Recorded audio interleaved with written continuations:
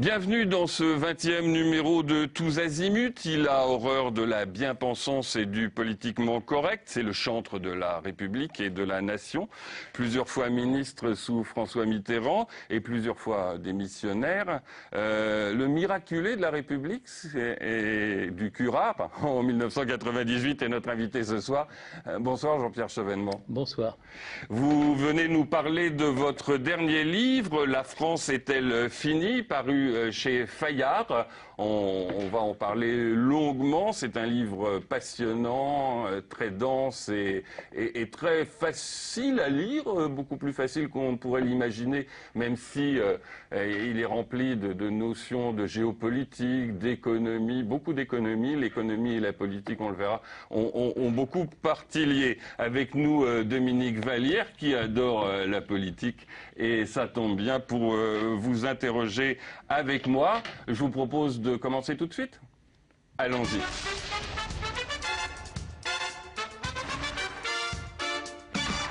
Alors Jean-Pierre Chevènement, je voulais d'abord vous souhaiter la bienvenue au Mans, mais j'ai vu dans un petit reportage sur le site de l'INA que vous y étiez venu en meeting en 2002 avec le juge Éric Alphen qui n'avait pas assez de mots pour vanter vos qualités.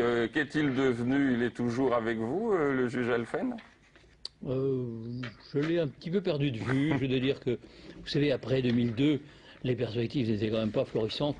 Donc beaucoup de gens qui s'étaient rapprochés de vous s'en sont un peu éloignés. Mais j'ai gardé des relations cordiales. Il m'envoie quelquefois ses livres dédicacés.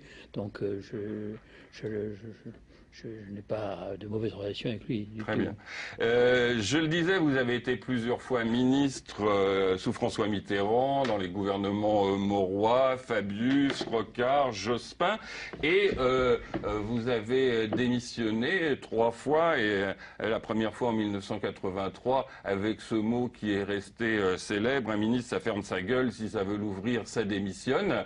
Et donc vous l'avez ouvert, ouverte. Et en page 188 de votre livre, vous déclarez: on m'a souvent interrogé sur le sens de mes 3 démissions, c'est que j'ai tenté d'infléchir le cours des choses, sans y parvenir d'emblée certes, mais toujours avec la volonté de rendre pédagogique et par conséquent utile pour la suite le sens de ces actes forts. Est-ce que rétrospectivement, vous pensez que la vertu pédagogique a eu lieu? Écoutez, ma première démission correspond au grand tournant de la gauche. Ouais. Quand elle accepte finalement de se rallier au néolibéralisme. Car mars 1983, c'est cela, même si ce n'est pas immédiatement visible. Très vite, il y aura l'acte unique et les directives d'application qui seront la traduction sur le continent européen des orientations néolibérales dans le monde anglo-saxon. D'ailleurs, vous dites en 83, c'est Reagan, Thatcher, Mitterrand, même combat, quoi. Voilà. Oui, mais il faudra le truchement de l'acte unique, de l'Europe et de cet accord qui est d'abord un accord entre Kohl, Mitterrand et Delors, qui est le président de la Commission européenne, pour mettre en route cette machine qui va aboutir à la complète dérégulation, notamment des mouvements de capitaux, y compris vis-à-vis des pays tiers, sans aucune harmonisation de la fiscalité. Donc on rentre de plein pied dans le système du capitalisme financier. Et je pense qu'aujourd'hui, je suis quand même bien placé pour dire, écoutez, on peut quand même difficilement faire confiance pour s'en sortir aux gens qui vous ont fourvoyé. Il y a peut-être un certain nombre de mesures à prendre qui vont à l'envers ou à l'inverse des mesures qui ont été prises à cette époque-là. Notamment, il faudrait remettre une certaine régulation dans les mouvements de capitaux, dans une taxation des mouvements financiers. Il faudrait mettre de la viscosité dans le système. Il faudrait rétablir des contrôles. Il faudrait sortir de cet univers. On va venir à tout ça, Jean-Pierre Chevènement. Mais comme vous le dites, la première démission de 83, elle était très importante parce que c'était le tournant où la gauche n'était plus, en gros, tout à fait la gauche. Elle prenait le pli du néolibéralisme. Est-ce que c'était pas si grave pour que vous reveniez ensuite au gouvernement? Mais sur le moment, ça ne s'est pas tellement vu, parce que tout ça s'est fait au nom de l'Europe. Et moi-même, j'ai de dire, en 85, quand on nous a demandé au gouvernement d'approuver l'acte unique, qu'on nous a mis sur la table du Conseil des ministres un gros paquet de 300 pages, illisible, que personne n'a lu. C'est donc passé comme une lettre à la poste, et le seul commentaire de Roland Dumas, alors ministre des Affaires étrangères, a été de dire ce n'est que le perfectionnement du marché commun. Ce n'est rien de plus. Donc, ce n'est rien. C'est 300 pages, c'est très technique, mais au fond, vous restez sur la ligne du marché commun. Donc, j'ai mis beaucoup de temps pour comprendre ce qui se passait, et je dirais que c'est en 1989, c'est très tard, quand je vois arriver sur la table du Conseil des ministres la directive qui va, en tout cas la traduction de la directive qui va libéraliser les mouvements de capitaux, là je comprends qu'il y a quelque chose qui ne va pas. Et je ne démissionne pas, parce que contrairement à ce que vous pourriez laisser croire à ceux qui nous regardent, je n'ai pas démissionné tous les jours. J'aurais pu démissionner beaucoup plus souvent, car en presque 10 ans de gouvernement, vous avalez forcément quelques couleuvres. Non, je ne le regrette pas, parce que j'ai toujours démissionné dans des moments stratégiques, et pour moi c'est une question de déontologie. Autrefois, on démissionnait facilement. Vous savez, les ministres sous la 3e et 4e République, quand ils n'étaient pas d'accord sur des questions de fond, même François Mitterrand, au moment de l'affaire marocaine, il a quitté le gouvernement Laniel. Madès France a démissionné 2 fois. Oui, mais les gouvernements sautaient tout le temps aussi, à ce moment-là. C'est vrai, donc ceci tempérait cela. Voilà. Alors que sous la 5e République, ils sont tous accrochés à leur portefeuille, comme finalement s'ils étaient devenus des hauts fonctionnaires, alors qu'ils sont des hommes politiques responsables devant le peuple qui les élit et devant leur conscience. Donc pour moi, c'est une question de déontologie élémentaire, et 83, permettez-moi de vous le dire, c'était quand même un sacré changement de cap, surtout pour moi, qui avait fait les 2 programmes socialistes, qui avait négocié le programme commun, et je me sentais un petit peu comptable de l'histoire pour avoir aidé François Mitterrand à devenir premier secrétaire du Parti socialiste. Et ensuite trahi, en fait. Comment ? Et ensuite trahi. Non, je n'ai pas considéré qu'il avait trahi, parce que... Non, vous sentiez trahi. Je me sentais trahi, je me sentais en non-conformité avec ce que je pensais, et d'une manière assez profonde, pour en tirer les conséquences en matière de politique économique. Mais pour vous répondre précisément, je n'ai pas pensé que ça m'empêchait de revenir dans un ministère très technique comme l'éducation nationale, surtout après le naufrage de 1984, quand il y avait 1 million de manifestants dans les rues. Je ne voulais pas que la gauche en reste à ce naufrage, je voulais relever l'école publique. C'est la raison pour laquelle j'ai accepté de revenir au gouvernement à ce poste. Et puis la 3e démission, c'est la guerre du Golfe. Elle était également pas dans le scénario, non. Parce que la politique de la France, à la définition de laquelle j'avais contribué, c'était quand même, j'avais contribué à sa reprise par le Parti socialiste. C'est une politique indépendante, une politique fondée sur la dissuasion, mais qui rompait avec la tradition des expéditions lointaines, qu'elles soient coloniales ou néocoloniales. Donc quand il y a eu la guerre du Golfe, j'ai essayé de persuader François Mitterrand que ce n'était pas le bon chemin, qu'en réalité cette guerre disproportionnée allait ouvrir la voie à l'intégrisme. Et puis vous êtes de gauche, et clairement, ça ne fait aucun doute, mais vous avez toujours été aussi, est-ce que vous acceptez le terme, gaulliste ou gaullien en tous les cas, un admirateur du général de Gaulle, et dans cette ligne de fierté de la nation. Pour moi, ça n'est pas incompatible avec la gauche. Un saint patriotisme a été affiché par des hommes de gauche bien connus. Jaurès disait un peu d'internationalisme éloigne de la patrie, beaucoup y ramène. Clémenceau, beaucoup d'autres étaient des patriotes. Des patriotes, pas des nationalistes. Oui, vous dites qu'il ne faut pas confondre nation et nationalisme. Oui, le nationalisme, c'est la maladie de la nation, c'est ça? C'est une erreur, en effet, qui a été commise, par François Mitterrand, quand il le voulait bien d'ailleurs, parce qu'il était assez intelligent pour comprendre qu'il lui arrivait d'aller un peu vite.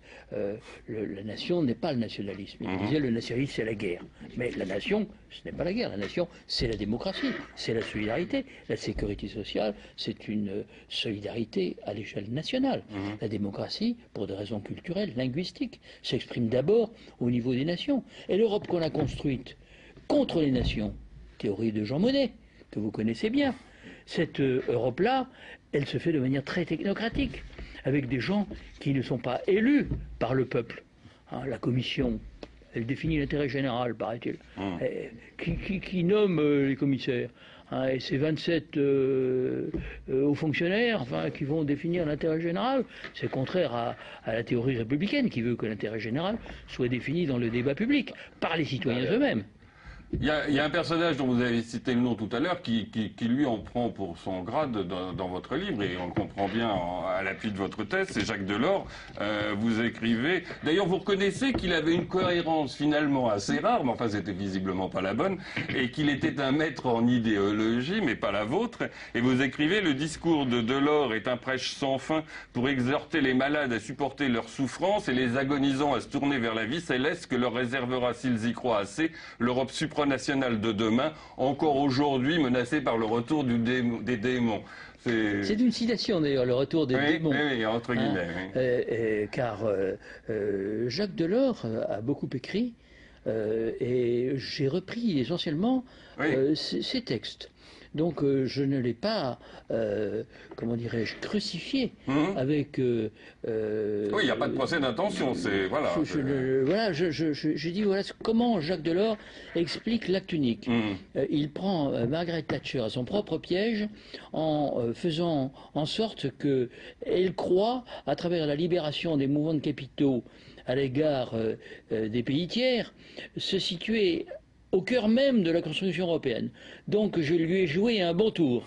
Mais en réalité, il ne se rend pas compte qu'il a créé les conditions de l'installation du capitalisme financier. Oui, il a ouvert les portes. Sur l'Europe, en Europe continentale. Et Jacques Delors, à beaucoup d'égards, qui a sa cohérence, parce que Jacques Delors a été au plan, il a été au cabinet de Jacques Chaban-Delmas quand il était Premier ministre, puis au sein du Parti socialiste, il ne partageait pas mes vues, il a même démissionné du comité directeur le jour où celui-ci a adopté le projet socialiste. C'était en 1979. Donc Jacques Delors, au sein du gouvernement, n'est pas sur la ligne, c'est le moins qu'on puisse dire, et il écrit, il dit en tout cas, et vous retrouverez ça dans une brochure de l'Institut François Mitterrand, il y avait une alliance en fer entre le Premier ministre et moi-même, entre nos cabinets.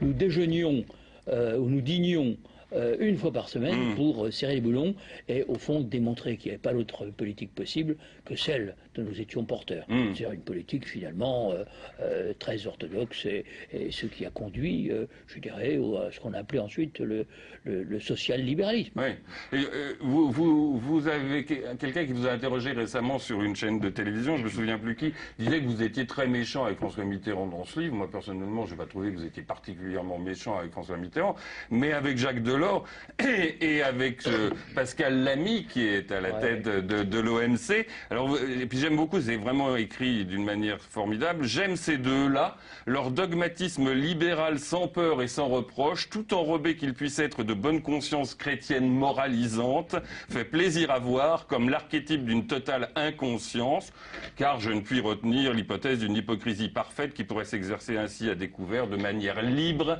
et non faussée. Oui, je m'amuse un peu. Vous vous amusez bien. Disons, je m'amuse, ça nous amuse temps, aussi. En même temps, je vais vous dire, je dissimule sous l'ironie un profond désaccord idéologique. Ah bah oui, c'est clair. Donc, vous sentez bien qu'il y a... Parlez-nous du vice de conception initiale de l'euro, pardon. Il faut dire que ce livre d'hommes politiques ou de femmes politiques, c'est assez rare parce qu'en général, ils sont quand même écrits plutôt très moyennement, et celui-ci est formidablement écrit, c'est-à-dire que même si on ne s'intéressait pas à la politique, c'est intéressant de le lire. Oui, mais j'ai pris mon temps, vous savez, c'est 3 ans de travail. Hein. C'est ce que font les gens qui écrivent bien, justement. Un mot sur François Mitterrand. Oui. J'ai essayé de comprendre l'homme qui était François Mitterrand. J'ai écrit que l'union de la gauche ne pouvait être faite que par un homme qui ne venait pas de la gauche, hein, pour ne pas dire qu'il venait de la droite. C'était bien le cas. Mais c'était le cas, mais lui seul pouvait le faire. Et François Mitterrand, j'ai essayé de comprendre les raisons de son pari pascalien sur l'au-delà des nations. Et je ne l'ai compris qu'à travers ce qu'a pu ressentir le jeune homme qui était François Mitterrand pendant l'entre-deux-guerres. Et puis, quand il a été blessé, puis fait prisonnier, puis emmené en captivité, qu'il est allé à Vichy pour voir ce qu'on pouvait y faire, sans doute pour relever la France, croyait-il, comprenant très vite qu'il n'y avait rien à y faire, et rejoignant la résistance en janvier 1943. Donc, j'essaie de comprendre quel doute les élites françaises ont pu avoir sur la France après 2 catastrophes comme 14-18 et juin 1940. Et comment ce doute, d'une certaine manière, peut expliquer ce pari presque mystique que François Mitterrand fait sur un au-delà des nations qu'on appelle l'Europe. L'Europe qui, comme Dieu, qui procure la vie éternelle à ceux qui font profession d'y croire, l'Europe va nous protéger, nous garantir la prospérité, le plein emploi, va être en quelque sorte, par rapport à la misère des nations, ce que l'infini de la vie éternelle est à la misérable petite vie terrestre. Et justement, à une époque, peut nous préserver des guerres que, justement, vous rappeliez que Mitterrand avait connues.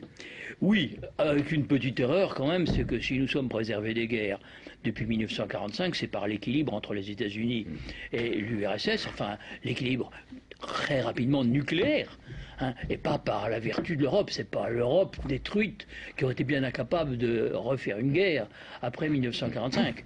C'est l'équilibre entre Moscou et Washington. Vous en avez dit un mot tout à l'heure, le problème au centre de l'Europe, le problème de l'Europe aujourd'hui, et vous reprenez les termes d'un journaliste, Pierre-Antoine Delomey, pour parler d'aujourd'hui, vraiment, les Grecs jalousent les Irlandais et en veulent à mort aux Allemands qui méprisent les Français, lesquels ne décolèrent pas contre les Allemands et pestent contre les Espagnols qui détestent à peu près tout le monde.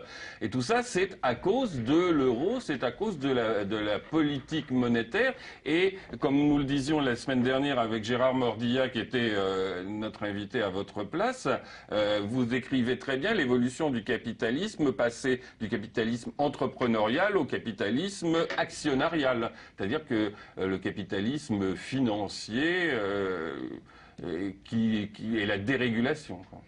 Qui procède de la dérégulation. À partir du moment où il n'y a plus aucune régulation, c'est le capital qui est le maître du lieu où il va s'investir, faire des profits. Il ira vers les pays à très bas salaire, ou en tout cas, il trouvera, à travers les fonds d'investissement, les fonds de pension, les meilleurs moyens de redéployer l'appareil productif en fonction de la profitabilité maximum. C'est donc la course au profit, c'est le creusement des inégalités, et la monnaie unique venant par là-dessus, enlève tout système de contrôle sur la politique monétaire. On aliène la souveraineté monétaire, mais à qui? À une banque centrale indépendante, mais indépendante de qui? De la volonté des peuples, sûrement, mais pas des marchés financiers. Et en définitive, on rentre dans un système de monnaie forte, de monnaie surévaluée, qui pénalise encore plus l'appareil productif et accélère les délocalisations. Donc, au départ, j'étais tout à fait contre le traité de Maastricht et la monnaie unique. Simplement, maintenant, on est dedans. Comment faire pour en sortir? Je ne préconise pas qu'on saute par le hublot de l'avion.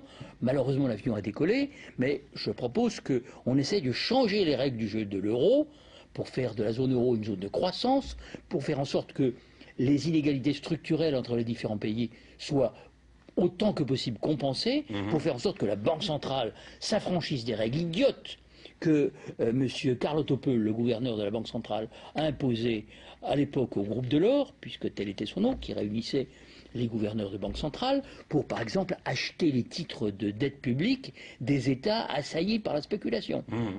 Mais ça, il faut bien le dire, le gouvernement de Mme Merkel ne le veut pas, et la succession de M. Trichet et peut-être la nomination de M. Axel Weber, l'actuel président de la Bundesbank, tout cela serait catastrophique. Mais le mal étant fait, comme vous pensez, comme vous le dites, effectivement, on ne pourrait jamais revenir à des monnaies nationales, de toute façon. Jamais. Ce serait très difficile, en tous les cas. Ce serait possible. Disons, on est obligé d'envisager l'hypothèse où certains pays feraient défaut. Non seulement Grèce, Irlande, Portugal, mais, et là ça deviendrait très grave, l'Espagne, peut-être l'Italie. À ce moment-là, nous serions complètement à découvert, parce que nous serions coincés dans une zone marque, enfin dans une véritable zone marque, parce que l'euro deviendrait la monnaie quand même d'un très petit nombre de pays, avec des pays concurrents qui auraient une monnaie dépréciée et dont les usines redeviendraient très compétitives par rapport aux nôtres. Ce serait la fin de l'industrie française. Très bien, Monsieur Chevènement, on revient après une petite interruption. On continue à parler avec vous de votre livre et de politique et d'économie. À tout de suite.